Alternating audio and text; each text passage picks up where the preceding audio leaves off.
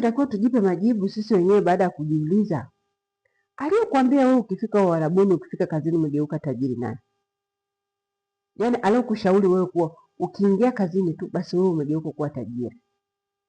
Ndio maana ule moyo wa kutoa pasipokuwa na sababu, yaani unatoa tu bila mpangilio unakuwa nao. Ni nani aliyokudanganya? Nani aliyowadanganyeni? Unamkuta mtu anasema nina miaka 4, nina miaka 6, hajawahi kununua kiwanja hata cha milioni 1. Kile cha milioni 1 hajawahi kiwanja.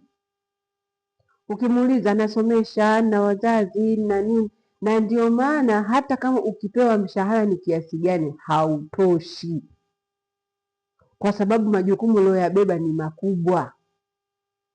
Mtu yuko Tanzania anasema mimi nikipata kazi nikilipwa 300,000 tu ni kubwa, lakini anaenda kazini analipwa 500,000, yaani 200,000 imeongezeka kwenye ile fikra yake ambayo yeye alikuwa anaifikiria zamani.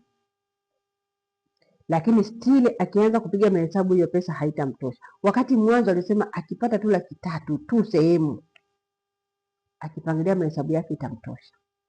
Leo hii umepata sehemu kwenye kazi unalipwa 500,000, yaani zaidi ya ile ambayo ulikuwa wewe ulifikiria. Haitakutosha na haikutoshi. Hii ndio changamoto ya kuwa wadada wengi wanakaa miaka mingi Uarabuni pasipokuwa na